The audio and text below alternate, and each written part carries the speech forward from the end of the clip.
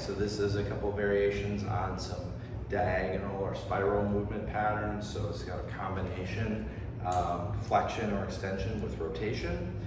We do want to be very mindful of what's hip unloading or loading to, and there's a shift as they are upward here. I'm going to be coming down and across, so I'm going to load into that opposite hip as I come across here.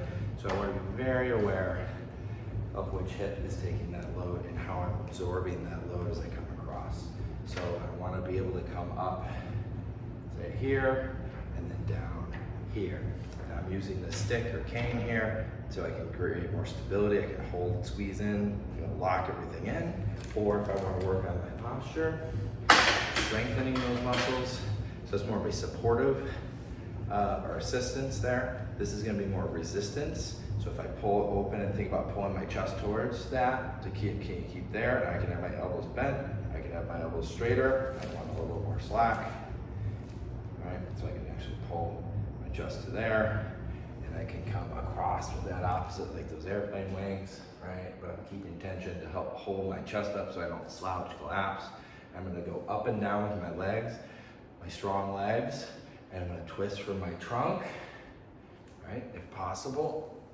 And so I can kind of combine those movements and shift into that opposite hip and down there. And I can come up and across that way, come up and across that way. Now, that said, I can also come up and across that way on that hip, okay? Or up and across that way on that hip.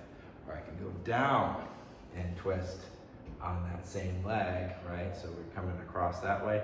Or I can come down and across on the same leg there. Those are a little bit trickier, but essentially you want to be able to move and load in all four on each leg to get the most out of your body and the greatest amount of adaptability.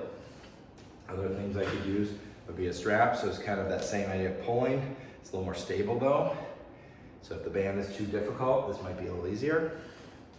And then I can also use a weighted ball if you want to kind of have more of a flow as you're going through some of these, right? Kind of up and down and across, similar to the walking and the flow with that. So a number of options there. You can kind of play around with it and just make sure that you're safe, balanced, and not having too much pain as you're doing it.